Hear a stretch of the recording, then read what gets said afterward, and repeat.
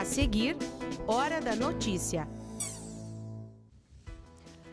A UPF é um exemplo de inclusão social. A instituição possui cerca de 100 funcionários com deficiência. O Hospital São Vicente de Paulo completa 100 anos e hoje o Hora da Notícia conversa com o superintendente executivo Hilário de Davi. Hoje é o último dia para votar na consulta popular. Passo Fundo ainda precisa de cerca de 500 votos para conseguir os recursos. E ainda, Centro Educacional em Passo Fundo estimula o crescimento social de 75 crianças que moram perto do bairro Santa Marta. Hoje é sexta, 29 de junho, é Hora da Notícia.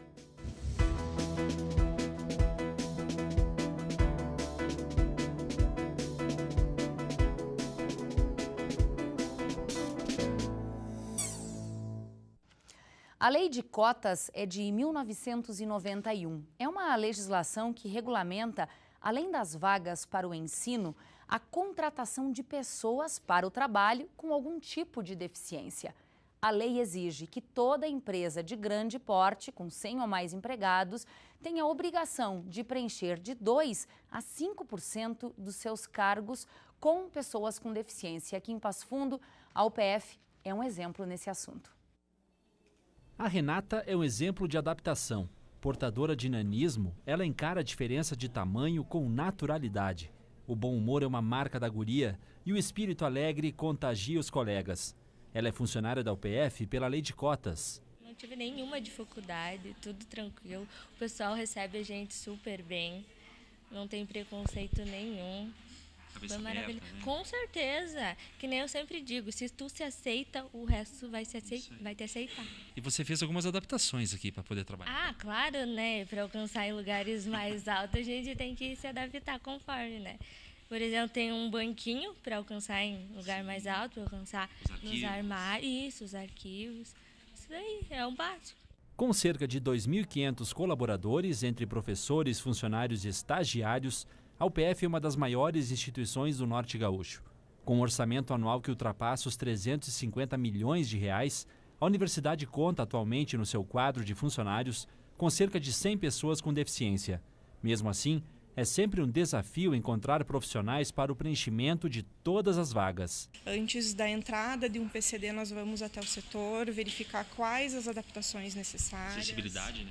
Toda a acessibilidade. Hoje a UPF é quase que completamente acessível, então as pessoas com deficiência são muito bem-vindas aqui, até porque a UPF valoriza muito o respeito pela inclusão, pela diversidade, pela igualdade de oportunidades para todas as pessoas, sejam elas deficientes ou não. Aqui na Faculdade de Educação Física e Fisioterapia, a Vitória já trabalha há 4 anos. Funcionária da universidade, ela aproveita para cursar psicologia na UPF.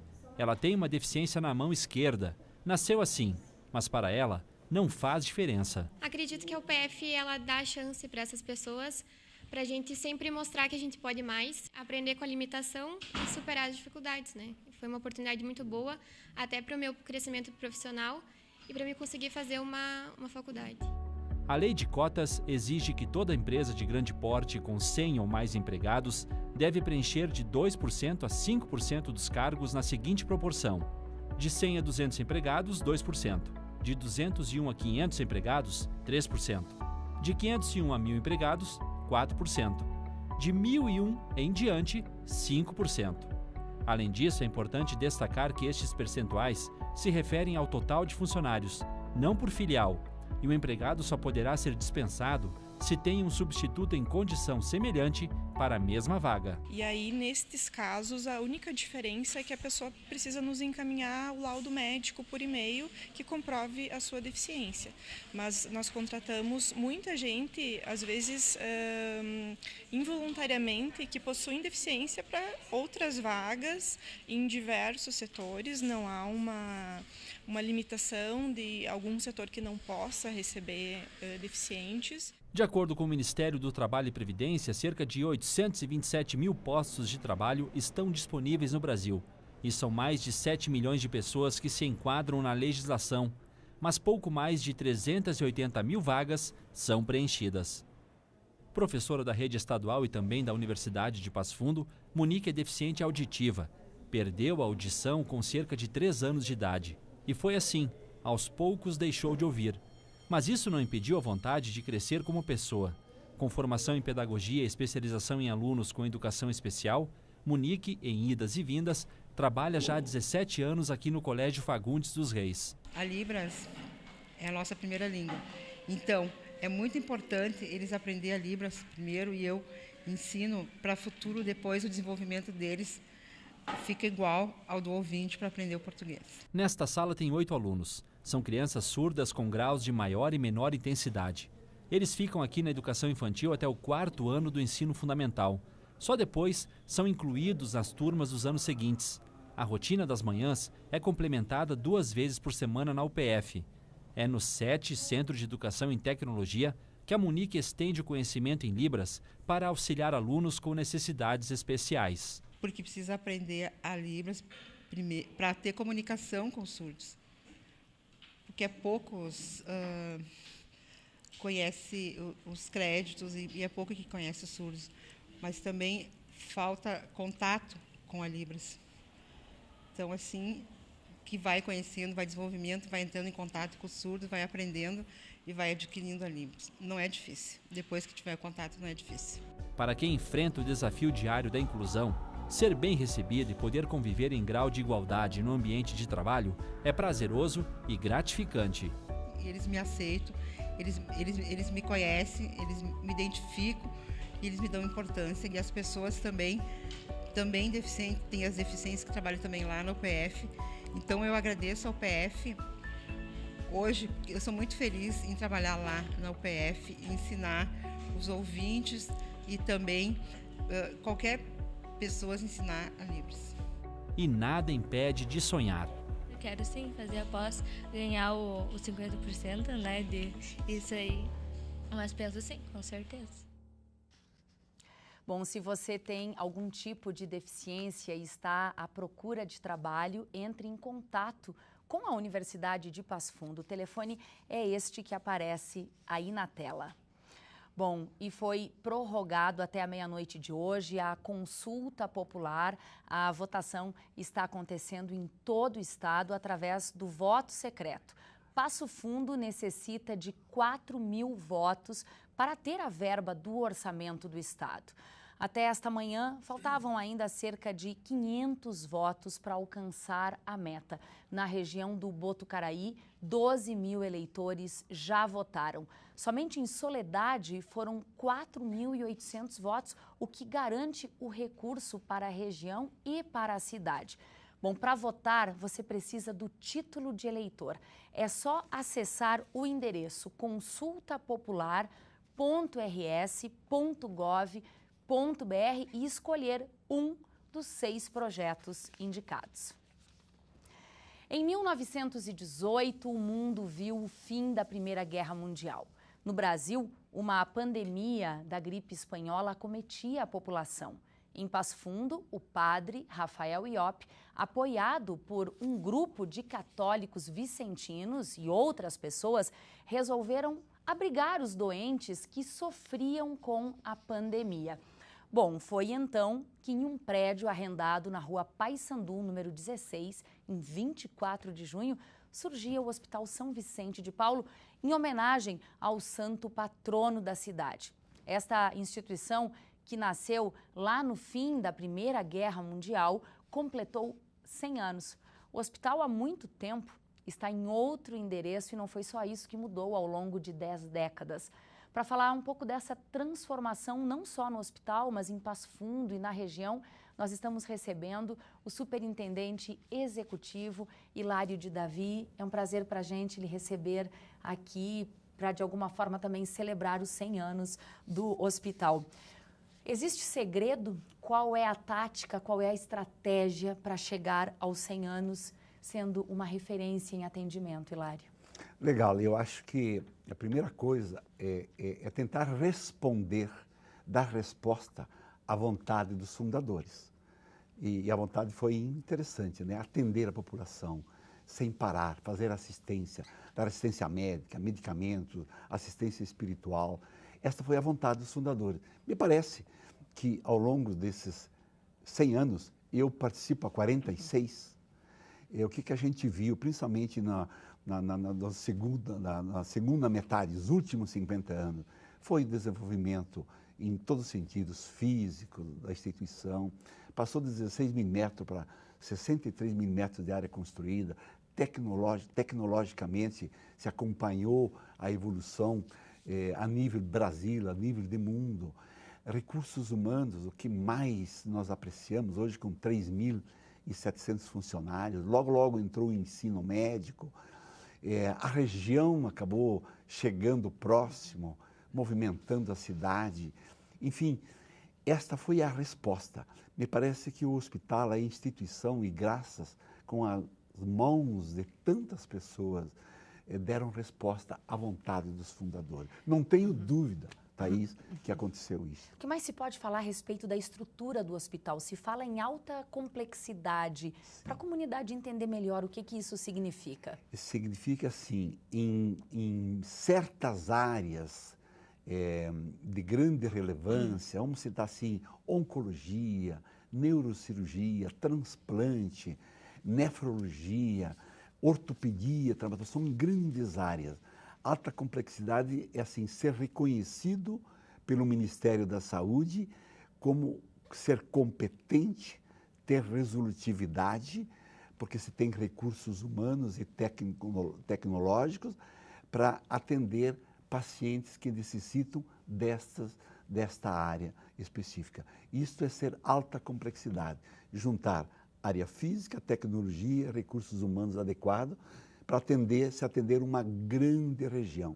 E esta grande região, Thaís, todos os dias nós temos pacientes nos 700 leitos internados de mais de 300 municípios. Ou seja, de fato, a cidade de Passo Fundo se torna um polo regional na saúde, muito em função da capacidade que o São Vicente tem de absorver esta demanda. Movimenta a cidade, movimenta as ruas, as farmácias, postos de gasolina, restaurantes, hotéis. E uma infinidade de segmentos também. Daqui para frente, o que o hospital planeja e vem trabalhando para os próximos 100 anos? Eu penso assim, essa missão desde o começo, continuar sendo um hospital assistencial, filantrópico, com essa finalidade de atender a todos, de ter acesso, dar acesso às pessoas que buscam diuturnamente a assistência e continuar crescendo, acompanhando a evolução médica, atendendo às necessidades hoje da medicina. E o ensino, nós hoje estamos aí com um volume enorme de acadêmicos no hospital e fazendo com que esses acadêmicos que vão se formar todo ano, a gente prevê aí no ano de 2020, 200 médicos, só médicos, fora as outras áreas, que nós vamos mandar para o mundo, vamos mandar para o Brasil, vamos mandar para as outras cidades. E o nome dessa cidade, dessas instituições, a UPF, a Universidade Federal, a própria IMED, que está mais recente, o hospital que abriga esses acadêmicos, o nome dessa instituição vai andar. E nós queremos que esse nome ande forte. Rapidamente, só para a gente concluir, é uma questão bastante pessoal. Destes 100 anos do São Vicente, o senhor tem 46, é quase metade do tempo. É possível expressar o que o São Vicente representa também para a sua vida como um dos mais importantes gestores desta instituição? É a casa da gente. Eu cheguei em 72, eu encontrei 176 funcionários. Hoje estamos beirando a 4.000. Aí o senhor se emociona, é visível isso ao falar do hospital. Exatamente. Muitíssimo obrigada, parabéns pelo centenário de São Vicente. Eu quero agradecer a oportunidade e agradecer a todas as mãos de milhares de pessoas que já partiram e que continuam hoje fazendo a vida deste hospital e dessa cidade na área da saúde. Obrigada mais uma vez, obrigada. Bom, e na segunda-feira, dia 2, tem mais um Jogo do Brasil pela Copa do Mundo e com isso, os setores de administração pública de Passo Fundo vão estar atendendo somente em um turno, das 2 até às 7 horas da noite. Os bancos vão atender em 2 momentos, das 8h30 da manhã até as 10h30, mas retornam à tarde, então, das 2 até as 4 horas. E aí, qual será o padrão estético de beleza? Será que o conceito do que é bonito está mudando? A gente vai fazer essa discussão depois do intervalo, nós já voltamos.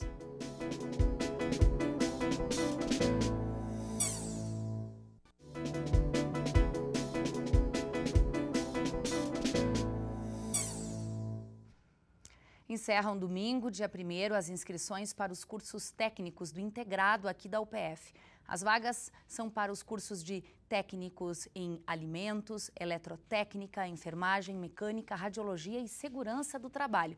Se você ficou interessado em algum curso, você pode fazer a inscrição através do site upf.br. Realizar atividades que contribuem no crescimento social das crianças e desenvolver ao máximo suas potencialidades. Essas são as principais propostas do Centro Educacional Assistencial Metodista Edith Schisler, aqui de Passo Fundo. Com 48 anos de atividades, o centro atende a 75 crianças que moram ali no entorno do bairro Santa Marta. Um espaço para prestar assistência às famílias vindas do interior. Foi assim que nasceu o CEAMES. Lá em 1970, os adultos que chegavam até aqui podiam participar, entre as atividades, de cursos preparatórios para o mercado de trabalho. Hoje, depois de 48 anos, a realidade é diferente. O Centro Educacional Assistencial Metodista Edith Schisler atende 75 crianças, divididas entre educação infantil, creche e pré-escola.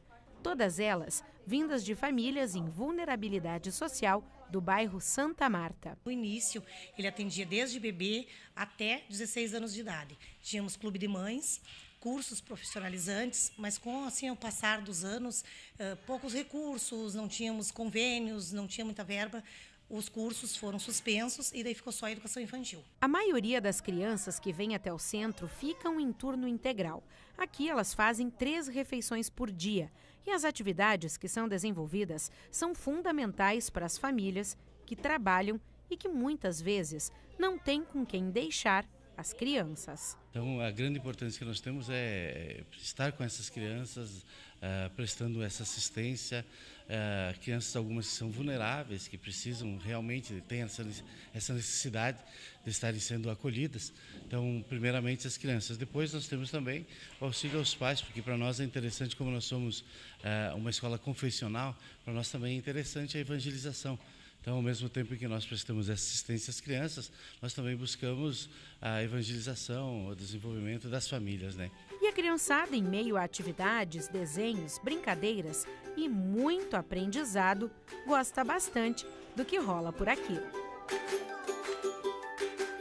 Eu gosto de brincar com massinha, fazer as coisas, fazer trabalhinho, assistir desenho na escola. Eu aprendo a fazer as letrinhas.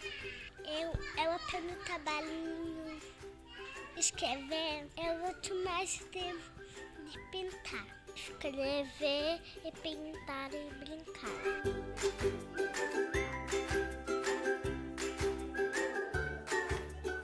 Hoje, o CEAMES conta com o trabalho de 9 pessoas e, para se manter, precisa de ajuda. Apesar do convênio com o município, a colaboração da comunidade é sempre bem-vinda. É o que tem nos dado suporte, né? Nos momentos assim mais difíceis, a gente tem se socorrido com a população, o pessoal tem nos atendido, tem doado, então faz o equilíbrio, né? Porque hoje nós temos um convênio com a prefeitura e é o que temos.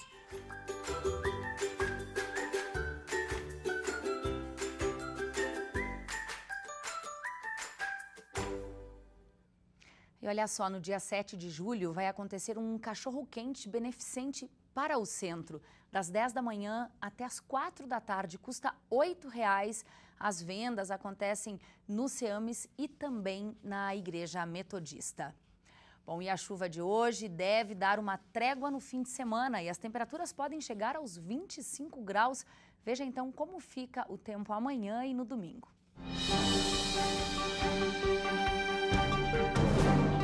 Previsão de um sábado com muitas nuvens em Passo Fundo, nebulosidade grande durante todo o dia e não tem previsão de chuva. Mínima de 14, máxima de 20 graus. No domingo, a nebulosidade continua com bastante nuvens no decorrer do dia e a temperatura sobe um pouco. A mínima fica na casa dos 15 e a máxima chega a 25 graus.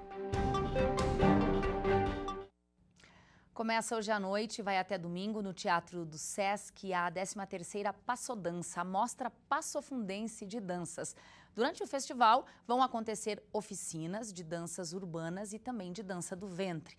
Além da mostra competitiva, os grupos eles foram divididos em 3 categorias. A categoria infantil, juvenil e adulto. Para participar do evento é só fazer a doação de 1 quilo de alimento não perecível. A realização é da Associação Passofundense de Dança, do Sesc e também da Prefeitura. E amanhã é dia de mateada solidária da Leão 13, no Parque da Gária, em Passo Fundo. O evento vai contar com uma exposição de carros antigos e também uma mostra cultural. Além disso, serão oferecidos os serviços de cabeleireiro, manicure, também barbeiros e também atendimentos na área da saúde. É da 1h30 até às 5h30 da tarde. Já dizia aquele velho ditado, a beleza está nos olhos de quem vê. Muito bonito, né? Mas temos que concordar que sempre existiu um padrão estético e não é incomum a gente ver pessoas que estão fora dele serem excluídas em algumas ocasiões. Bom, esse pensamento precisa mudar e é sobre esses padrões que nós vamos apresentar agora na reportagem. As vidas da Dayana e da Adriane deram um salto no último ano. Agora, elas conciliam 2 carreiras, a profissional e a de Miss. A Dayana trouxe para Passo Fundo a coroa de Miss das Américas Brasil Plus Size. E a Adriane é a nova embaixatriz das Américas Plus Size. Mas até receber a faixa, as duas precisaram mudar alguns conceitos. Quando não está desfilando, a Dayana é corretora de cereais. Uma profissão que a levou para conhecer todo o país e que agora é conciliada com flashes e concursos de beleza. Preparação psicológico principalmente, eu acredito, porque a mulher plus, ela tem muitas vezes o preconceito com ela mesma, né?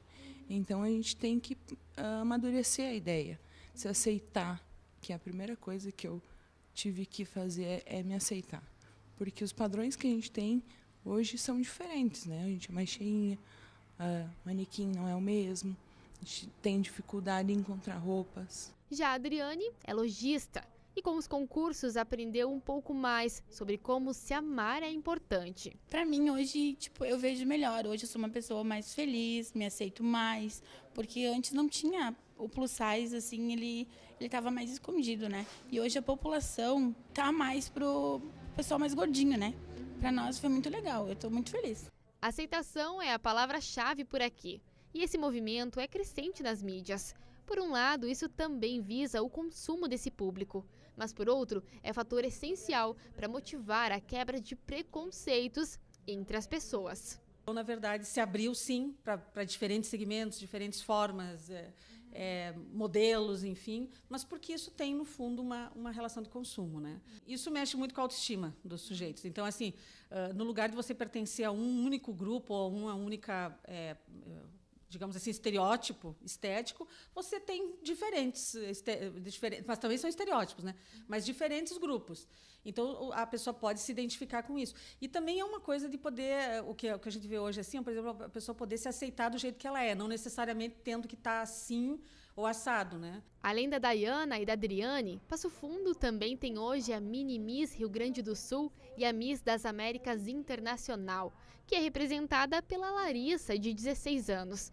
Encarar as passarelas já não é novidade para ela, que sempre sonhou em ser modelo. Sempre estou nesse meio, eu desfilo desde pequena, sempre gostei de passarela, então para mim eu estou vivendo um sonho, mas o maior sonho mesmo foi eu ter conseguido trazer o título para Passo Fundo. Já a Carolina tem 8 anos e já na sua primeira experiência conquistou a faixa de Mini Miss do Estado. Seu próximo desafio é o concurso para Mini Miss Brasil, que está marcado para dezembro. Agora ela lembra do dia em que competiu pela primeira vez. De manhã a gente andou de limusine, de tarde a gente tirou umas fotos e de noite a gente desfilou. Legal. E gostou da experiência, então? Muito. São belezas diferentes, em diferentes idades, mas que também servem como indicador de representatividade. Essas foram as informações de hoje. Você pode acompanhar a UPF TV também pelas redes sociais. Um ótimo fim de semana e a gente espera por você na segunda-feira ao vivo, ao 12h30.